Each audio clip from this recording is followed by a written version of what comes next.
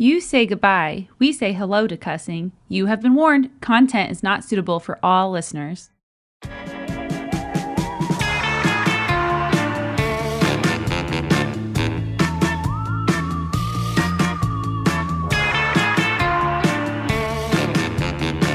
Welcome. You're listening to Bewitched Banter. I'm Krista, and I believe that people are inherently shitty. And I'm Amy, and I tend to believe that people are naturally good.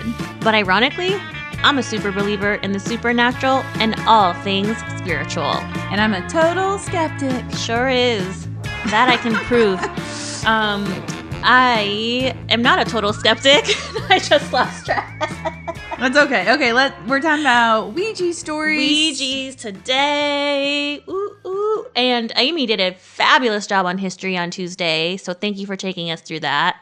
You're welcome. Fucking fascinating. If you haven't listened, check it out because a lot of connections with the brain and the mind is so effing cool, and history in general. So I know that's one of my favorite little research sessions I've had in a while. In a hot minute. Well, obviously, I think last time I did psychic detectives, and I was like, I can't take this shit seriously. That was a tough one, even for me. I was like, this is really hard to even give my time to this. To this bull. But yeah, you got a nice little surprise with Ouija, it sounded like. I also shared my personal experiences with it on Tuesday about my grandmother having a board, and I'm still not going to F with it. But in my research, I did find a video that caught things on tape called Ouija Board Possessions Caught on Tape by somebody named Chills. That's just a YouTube channel. But it was a little cheesy. However, what I did get from it was a theme. And it was 3 out of the 10 of these stories were from Peru. And where is that? Peru? Oh, you just said it weird. That's why I couldn't tell. Oh, I just said it how it's supposed to be pronounced, Peru. Well, yeah, I'm white, so I gotta say Peru. I just speak the language. So anyway, Peru. And 3 out of the 10. I thought that was interesting. So I have a little bit of a listicle of Peruvian possessions via Ouija. I'm gonna go to Peru. Oh, doing this, by the way, that was something my grandmother used to do while we played cards, or like we had a family dice game that we would play, and she'd like try to curse us, and she'd be like Ouija, Ouija, Ouija when we were rolling to get a good score. Mm-hmm. That's cute. Yeah, Misty Grams. Mwah. I know my grandma loved gambling. Oh, she did? Mm-hmm. Oh, God bless. Oh, my God. You'd always find her at the slot machine. Did she really? Yeah. Wait, so there's casinos in UK? I know that's dumb. No, they have them at the pub. Oh, they do? Yeah, the pubs all have a little slot machines. Oh, how cute is that? Yeah. I didn't realize that. Yep, she'd be smoking her cigarette at the little slot machine. Oh, my God. I love her. Yeah, that's my mom's mom, yeah. Oh, my God. And she loved cards. We played a lot of cards. And we, like, bet and stuff. What's the game you tried teaching us and you called us idiots? Are you guys fucking idiots? Okay, guys, I had a few drinks. I'm not usually that mean. This was her proposal engagement celebration trip, by the way. Golf. No, we had to teach you golf. You were teaching us something else. No, I taught you golf. No, my grandma did. Same grandma. I can't remember. Anyway, let's move on. You're like, are you like fucking idiots? Yeah, I guess I'm a very nice person. Moral of the story. No, stop it. Okay, so we're going to Peru, and I'll have a little bit of a list for you. So, 3 again of the 7 of these video hauntings via Ouija were there in that country. So why? I'm assuming this is a total mass assumption. Why Peru? Well, because there's a lot of indigenous land and people still that exist that definitely hold, the spirit world as a valuable thing, thereby influencing the culture today. Because it's a very rural place. Yep. I mean, you have Lima and obviously other cities, but it's still pretty rustic, if you will. Is it a pretty religious country, do you know? Yeah, I would assume it's very Catholic. That's what I was kind of assuming. Yeah, I don't know for sure. Most of the Spanish colonized countries are by the Spaniards. So I'm assuming that. Again, that's not... Correct us if we're wrong. Yeah, please. Or if you're a Peruvian expert. All right, so the very first story I have for you, I named them all. Okay. Schoolyard fun. Now... Am I back in school? You are, Miss Holt. I would like to ask you, what would you do if you, A, taught at your kid's high school, and B, what would you do if your kid brought a Ouija board to school? I would just think they're having a little fun. Okay. I would think it's harmless. Okay. As long as they're not, like, disrupting class. All right. So you're going straight and narrow. I love it. Don't disrupt my class. We fine. Yeah. See, now I would be fucking pissed because I would think it's disrespectful. A, because you're disrupting my class, but also because my belief in, like, don't bring that negative energy into my class. Why does it have to be negative? Couldn't they tell you something positive? They could, but I assume the worst, of course. Yeah, I was going to say, like, not, maybe, like, they're talking to nice dead people. I hope so. But, like, in all my cases from Peru, they were not. They were demonic. Yeah, but honestly, people don't like to tell. I think scary stories are more fun to tell. Oh, hell yeah. The sleep paralysis is coming up, but that's how I felt with that gummy. Anyhow. All right, so schoolyard fun. Amy would be like, whatever, you just brought it to school. I'd be like, hell no, you better take that shit home. It's better than the kids who used to bring the Chucky fucking doll to school.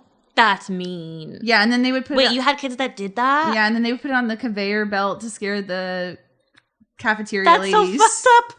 In the cafeteria ladies, you would hear them squeal. Like, ah! That's so mean. I should have screamed in the Why mic. are kids such little assholes? Oh my God. Better than people bringing the freaking duck calls. We had that too growing up. Oh God, that's so Indiana. Yes, it was so annoying.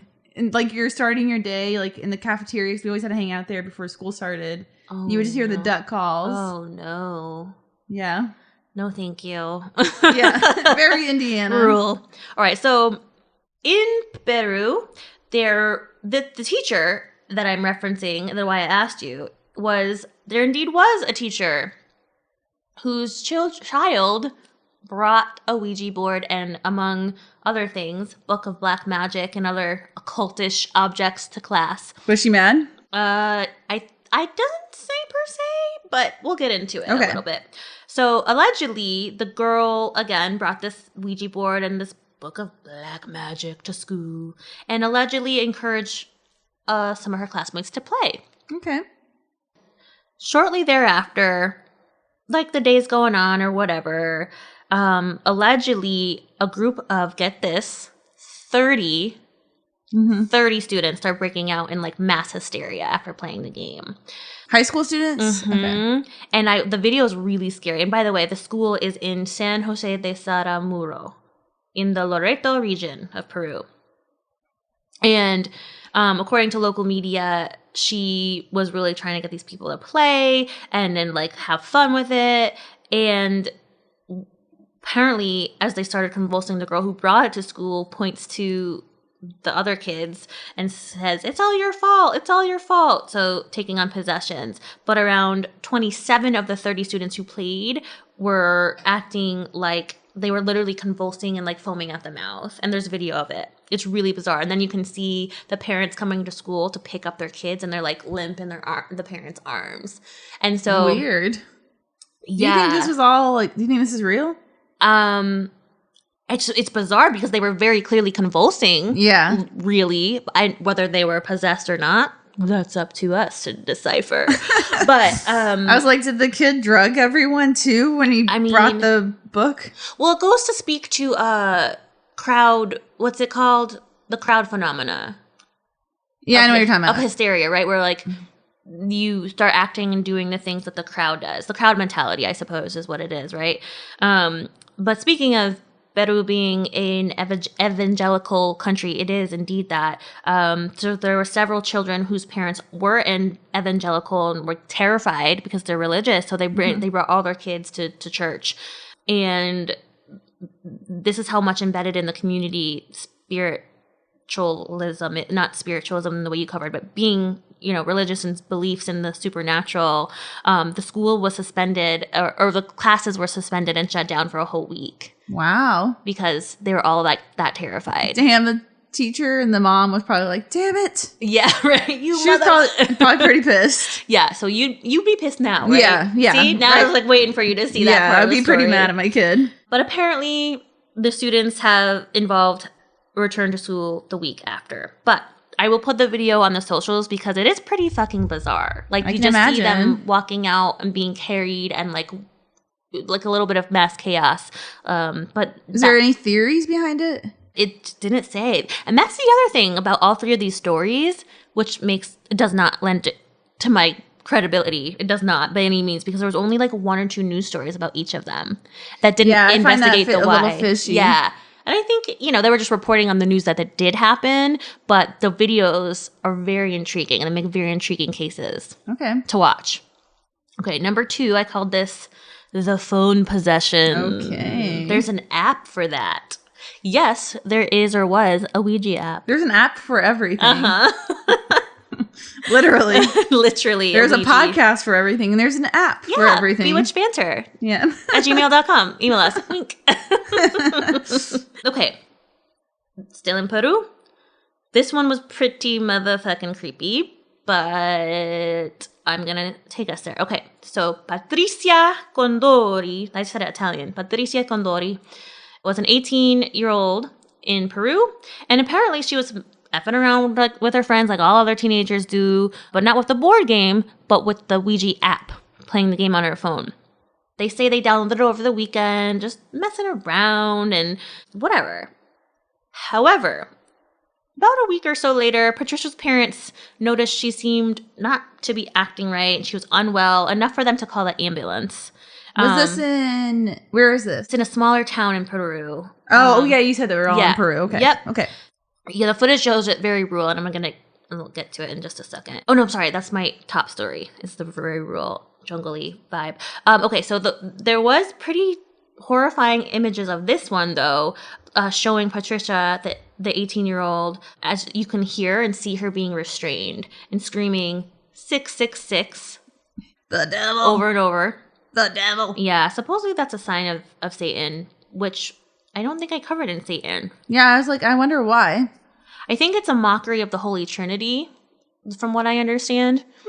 Interesting. Because, Father, the Son, and the Holy Ghost are the Holy Trinity. Look at my Catholicism 3-6. I get it now. Okay. So I would think, from the little I've read about it, I think that's what it's supposed to signify. Interesting. So, anyway, she was screaming 666, followed by let me go, in another worldly voice. Sounds like an exorcism movie. Yeah. Well, oddly enough, there may or may not have been an exorcism. Oh. TBD. So, I'll post this video as well for everybody this week, but Ella's possessed now. Her friends are little tattletales. So, how old is she? Do you know? 18. 18, okay. Mm-hmm. They said, according to media, after she had the physical reactions of convulsing and foaming, when interviewed by the media, they said that they were using the board to conjure satanic spirits. Damn. Yeah. Don't mess with that. Yeah. But again, during her Patricia being restrained, she became very strong and required like a lot of people to pull her down. And you can see this in the video. Like, she's in the hospital bed and they're like trying to hold her down. Damn. And she's like wailing and like has this really creepy like exorcism-y type voice. Is this recent? 2018, I believe. Oh, okay. Or so 2015. Pretty... One was 2018 and one was 2015. So relatively recent. Yeah. Pretty recent past. Mm-hmm. Yeah, not even like 10 years ago past. Like pretty recent. So obviously at the hospital, they brought her to the psychiatric ward while medical professionals wanted to investigate further. What the fuck's going on? Is this a thing caused by a game? She apparently was possessed. And after that, she was committed for further evaluation. And this is where it gets weird to me because there's no follow-up. There was no word of an exorcism or an exorcist being called. And that source, by the way, was from a religious source, the Deacon Chronicle, which I'm assuming is like a chronicle for religious clergy people. Oh, I don't trust those people. Yeah, so anyway, but they may or may not have called an exorcist for Patricia. Ooh. TBD, she may still be haunted by the evil demon that took her spirit. We don't know. But did you know that exorcists are real? What do you mean? Like, they're in the Catholic Church, there actually are ordained exorcists. Yeah, because I know that they've called people to do that. I think I've covered that in a story, maybe. You probably did. But my mom, and I'm sorry if I told you this, but my mom, who went to Fairfield University, which is a Jesuit university. What's Jesuit again? It's like a sect of Catholicism. Oh, okay. I was like, I knew the name. But the priests are really cool, and they're like way more chill and free thinking. Yeah. Than not so rigid. Than Roman Catholic. Mm-hmm. Yeah. And so they really cool, my mom says. But anyway, she knew one, like Father, I forgot his name, but Father somebody in Fairfield U was an exorcist. And she used to talk to him, her and her college roommate, who I love. They used to like tell us about it and like how they would try to get him to tell stories, but they're forbidden to speak on. Yeah, I figured they would be. Almost secret society-esque, you know? Yeah, but I think that's out of respect. Yeah. So I don't think it'd be good if a guy was like blabbing around like, yeah, I exorcised a demon out of that guy over there. Mark him. Watch out, he's possessed. Mark her. Yeah. Yeah, no, so anyway, exorcists are actually a real thing, which I thought. Yeah, we need to cover that was too. Pretty darn cool. All right, last one I have of the 3 out of the 7 Peruvian possessions via Ouija. Okay, I'm ready for it. A mental institution in the city of Haiyan. Sorry. That's where all the creepy shit happens. Yeah. And this is in... we used to run in cross country in high school around a mental health institute. It was so creepy. It was like abandoned. Fuck no. We had that shit too. Fairfield Hills. Speaking of Fairfield U, same town. Fairfield Hills was abandoned. Yeah, when you run around like cross country meets around it. No. I was like, why did they choose that location? That's creepy. That's so... No. And fuck with that. But kids used to go to Fairfield Hills all the time and like sneak in and try to do weird shit. And I was like, absolutely not. Oh, I'm sure. No. Okay, so we are in a mental institution in the city of Haiyan, Peru, and the gal's name is Blanca Giovanna. She's just 16, so a little younger than Patricia. She was also playing the game with her girlfriends, using the board to summon demons. And it's unclear if they wanted to do it just one time, if they played several times, but it seems like, from what they guess, that Blanca and friends became like a regular thing, like a chill, like board game night. Unfortunately, very soon after they were doing this, she became so aggressive and so violent that her parents not only brought her to a hospital, they had her committed. Wow. Yeah, it's really sad. That is sad. Gets worse. Not only is she in the psych ward, she is so violent with other staff and patients, they had to chain her to a wall. Oh, that's horrific. Yeah, and there's video of it, which... Oh, that's heartbreaking. I don't know if I want to watch that. Yeah, it was. She's a 16-year-old girl. Oh, that's awful. And both wrists were chained to like this really shitty, dumpy Peruvian jail of like stucco walls. Damn, that's horrific. And you can see her convulsing and screaming, "Benica," which means come here. Like, I'm going to take your spirit. And she sounded like that, like really creepy. And she would just say it over and over. And then she would always say the name Fernando. I don't know if that meant anything, but I kept hearing her say, "Benica, Fernando," and like in that creepy, haunted voice. And so there was only one news report of this, but it was caught on tape, and you can see her again. Not only that, but then you see her like hanging out of the wall probably before they chained her up. And then I shouldn't laugh. Sorry. No, it's awful. Yeah, it's really no. Like, I'm not laughing at the situation. Yeah, but you're laughing out of like, I don't know what else to do. I get it. I get it. I laugh when I'm uncomfortable. I totally get it. So Blanca was there. Guess how many days she was chained to the wall? I'm going to say 10? 21. What? How would she sleep?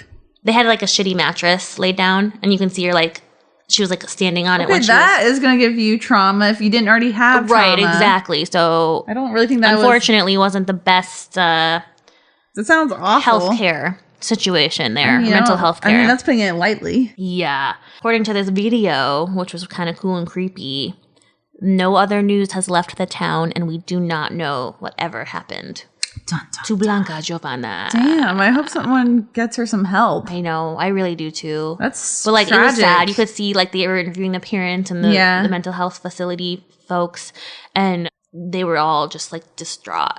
Damn. Obviously, because you're seeing a 16-year-old girl go through this trauma. Yeah, I mean, they probably were doing all they knew the best they could, but still, that doesn't seem right. Well, and also think about it too. Like again, the culture, like they're used to this, and this they truly believe, right? So they're actually probably scared out of their damn minds. Yeah, it makes sense. You know, culturally, yeah, it's like a different perspective. Exactly.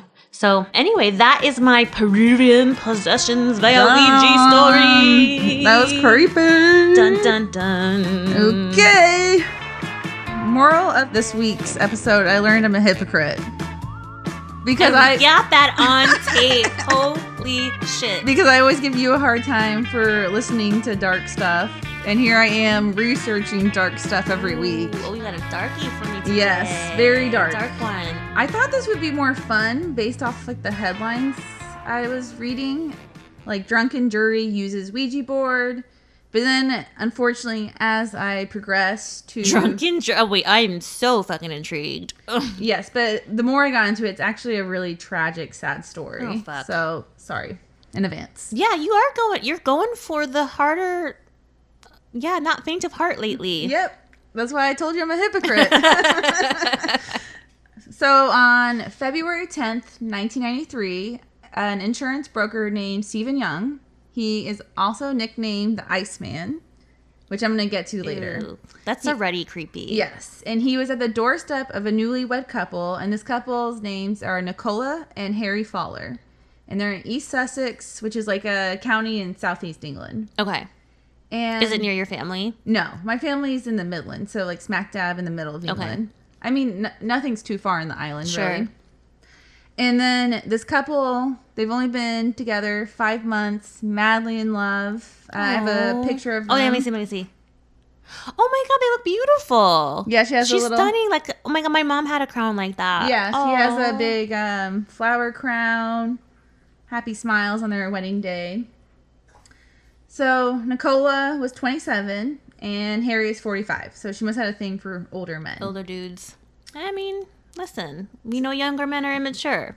So, Stephen Young, he's at their doorstep, and he's at their house because he actually conned Harry into thinking that they're going to partner on a business deal together. Oh, fuck. And for Harry, really, to seal the deal, he was going to need a large chunk of money to invest. Oh, of course. This sounds very much like our concept here.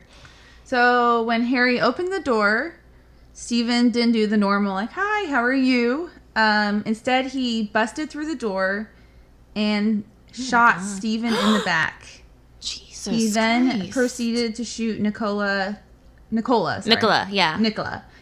Thank you. You're welcome. 3 times. One of the bullets shattered her jaw. Oh my God. So tragically, she is dragging herself across the floor to the phone, and she calls for 999, which is like the England's version of 911. Okay. And the operator picks up, and she obviously talks to him. She gets some words out, and then she's shot one more time in the face, and then it's fatal. Stephen then attempts to make the crime scene look like it was drug related, so he spreads like a white powder substance over the bodies. Wow. After a 4-week-long trial, Steve Young was found guilty of, thank God, he was found guilty, but for murdering Nicola and Harry Fowler. Okay. Nicola. That's Nicola. Okay. Fowler's must have had a security camera, I'm assuming. Or it might have been CCTV, because CCTV is all over England. And actually, you're asking me what it was, and I think I knew what it is now. Yeah, it's like security cameras. Yeah, and you have to, at least in the States, disclose that, like, if you have one on your property, you have to have a little sign that says you're being monitored. Yeah. I thought this was really interesting tidbit. I looked it up, and there's 4 to 5.9 million cameras in the UK. And England actually has the most security cameras than any other European country. Really? And the latest statistic is that there's 1 camera for every 14 people in England. So it kind of made me question, how do criminals get away with anything? Yeah. I mean, do you see them when you're hanging? I don't pay attention to that kind of stuff. I mean, here too, we're being watched all the time, right? But yeah. I mean, I wouldn't, maybe if I went and I actually intentionally thought about it, but I've never really paid attention to that.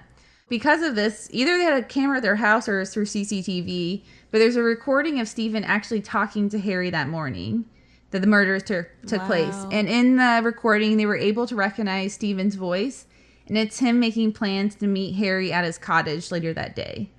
Kind of confirming he had plans to be there at that approximate time. Cottage. Yes, cottage. And there's actually footage of his car fleeing the scene as well. So what a dumbass. Yeah, a lot of evidence. They also found guns stashed at his house. So he was the treasurer of a rifle club, but he did own... Like England's NRA? Which I was kind of surprised by because barely anyone has guns there. Yeah. Huh. But he did own several guns that were illegal, too, that weren't registered. And the reason...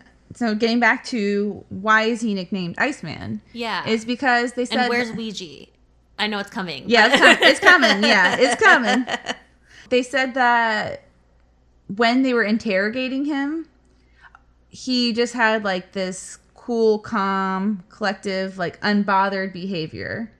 Like it was bizarre. And that after he had just killed Nicola and was it Harry? Who was his name? Harry. Yes, yeah, Harry. That he went and was like, went to his family, and his wife and like his other business associates described him as being very calm, which is very bizarre. So creepy. If you just murdered somebody. You just murdered someone and you're not exhibiting any kind of... Or two people. Yeah, and you're just acting like it's an every normal day. Wait, I'm assuming Nicola died. Both of them did. Okay, yeah. During the trial, they also discovered that Stephen is in 100,000 pounds in debt. Kind of explaining the motive for him to steal money from the Fowlers. Money. And they aren't sure how much money he actually stole, but he had so much evidence against him. So the next day, they've discovered that a 6,000 pound deposit was in his bank account the very next day. So he's not a smart criminal either. Idiot. During the trial, this part's so tragic. So it must have been it was the jury and like the family members. It was a hard trial to be a part of because there's the recording of Nicola calling 999 and making the desperate plea for her life. Oh my god. So you can hear like the panic, like having for the family and the jury to have to like live through that, like witness that. I can imagine that'd be horrific. Yeah, I couldn't if I were a family member, I don't think. I am getting to a Ouija board eventually. So no, I believe you. I trust you. During the trial, Stephen claimed that he had found Harry and Nicola's dead bodies and he had nothing to do with it. Mm-hmm. You just found them. Yeah, but... Okay, buddy. But why wouldn't you call the police? Right. Like, come on. Yeah, like, you just stumble on your friend's bodies. Oh, they're dead. Let me go back to work. Right. Okay. While it was being announced that Stephen was found guilty of murdering Nicola and Harry, there was actual, like, loud cheers from the crowds and, like, sighs of relief. And Stephen sat there. That's like so, like, English, I feel like, of, like, cheering on people. I mean, we do it here, too. But, like, of people's, like, jury by public or hanging by a public or whatever it's called.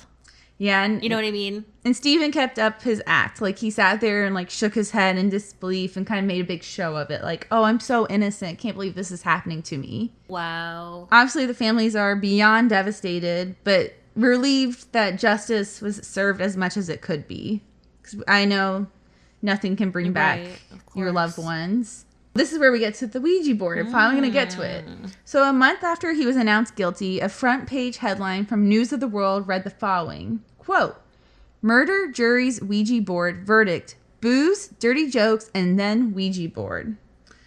This was a quote from one of the jury members who said that 4 people who were in the jury, they during the trial were staying at, it's called the Old Ship Hotel. And so the night before they were going to read the verdict, they got a little drunk off wine, drank a little too much, and decided to, which I find is weird, they had one randomly, but decided to consult a Ouija board to help them make their minds up if Stephen was so illegal. In fact, guilty. Fucking seriously? So, like me and my Simba Cup days, because I talked about that in the last episode, I made my own do-it-yourself Ouija board. They made one too.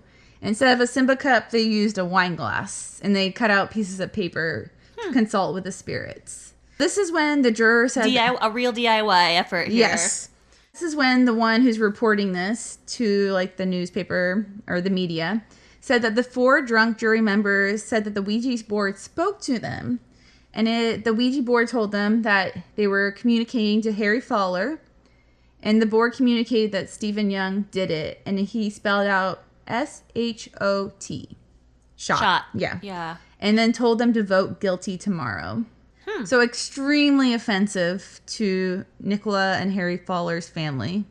Like, I find that very offensive they did that. That the juries did. I'm sorry. I thought you were talking about the result, like the actual. No, it's the fact they did that. Yeah, how insulting. Again, how is that legal? Like, it's not. This is where it's a twist. So it's not only just offensive and upsetting, but Stephen Young caught wind of this and his lawyer, and they demand a retrial. Good. I mean, not good. Not good for him, but because he doesn't deserve it. But technically, that is not a fair trial. It's actually really tragic because the family. Does he get off now? Well, the family's. Fuck. Because he has to have a retrial, the families, again, have to live the trauma all over again of reliving the evidence being replayed at court a second time. God. And during the second time, the court, again, plays the evidence of Nicola calling 999. And one of the jurors becomes so upset because it had to be heart-wrenching to listen to it. They have to break and adjourn for a few hours just because she's so overwhelmed with emotion. This story's really sad. So the Johnsons, who were the parents of Nicola, were interviewed by the Argus, which I've never heard of, which I'm assuming is like an English substantial like English newspaper magazine, I think. Yeah. Is what it is. In the interview, they explained how the trial wrecked not only their lives but also their health. They were having to relive all this trauma. So Miss Johnson explained in the interview that she had to attend every hearing, understandably so, because she had to know everything, and she's just like consumed with anxiety and like worry that Stephen Young is going to walk away as a free man during this retrial. Horrific. Yeah, it's really tragic. Miss Johnson suffered a heart attack 5 years after Young was able to successfully appeal his conviction. And Mr. Johnson had a stroke that paralyzed the right side of his body. And he had to undergo years of therapy to regain his speech and movement. Jesus fucking Christ. Okay, then you're right. You're right. Shame on those fucking jury members. Mm-hmm. And the daughter, I'm assuming I think it's a daughter. She was taking care of her, had to go to like intense therapy because she was kind of the rock the whole time for her. Yeah. She was taking care of her parents and never really got to take care of herself. Mentally, yeah. My aunt did that for my said grandmother and grandfather. And the Johnsons in the interview say they believed all of like their health issues, a lot of it's due to the stress that they were put under and like having to relive this trauma. Oh my God. The only silver lining of this story is thankfully Stephen Young was found guilty again. Oh, God. Okay, thank God. And Nicola's father came forward and in the article states that the jury that used the Ouija board made a complete joke of his daughter's death. And he's just disgusted by them. Rightfully so, man. From what I read, it's not really uncommon for jurors to misbehave. But because of this ridiculousness of what happened, it led the tabloids to go crazy. Because, I mean, it's a good soundbite, right? Absolutely, like, I mean, I was... Drunk jury. That's why I was intrigued when you had that headline. Yeah, I saw the headline. I clicked on it. I was like, that sounds interesting. And because of this, that's really why it influenced the court to allow him to have a retrial. Because there was so much That's what I was saying attention. As far as, law. Like, obviously, he's a piece of shit. Sorry, I want to clarify my comment earlier. Like, everyone deserves a fair trial no matter how much of a piece of shit you are. Oh, I agree. That's all. Yeah, but no. Sorry. No, I understand your point. They speculate he probably wouldn't have been given a retrial, but because of how much people were paying attention because of these headlines, that's what really influenced the court to allow him to have a retrial. Wow. Because there was so much tension and press. They must be so fucking ashamed of themselves. I hope so. Oh, 100%. That's disgusting. Do you know if any of them, died by suicide? I do not know. Because I would. I mean, immediately, if I was complicit in something like that, I couldn't live with myself. I mean, I'd be, disgusted with myself. Yeah. Anyway, I, again, brought it down. Very dark, but... But at least he actually eventually got convicted. Yeah, I'm happy he was found guilty because I can't imagine if he was able to walk away due to those actions. Yeah. Because sometimes that happens, unfortunately, with the justice system. It does. Great work. And good find. Thank you. Headline, man. I was like, what? Yeah, I was having a hard time finding something, and then I came across that. And I was like, okay. There it is. I'm sold. Sometimes it just jumps out in front of us. Yeah. Well, great work. We hope you guys enjoyed Ouija. And we're about to put the air conditioning on because I'm sweating. Also, PSA, don't effing play Ouija, please. Just don't. Thanks. Do it if you want. No, don't listen. Do it. She's evil. Just do it. That's what my granddad used to always say all the time. My grandmother too. I told you, she would taunt us. And my cousins and my sister did it. And I said, I'm good. Y'all, I'll just watch from the corner no. No. But anyway, rate, review, subscribe. Yep, please do. And we didn't put the air conditioning on because it makes a noise for recording. So we're going to put that AC on, that bad boy. We got Swiss right now. Yeah. And Swass. We sweating for you guys. Swiss, Swass, you know. Yeah. The whole thing. But peace be witches. Peace.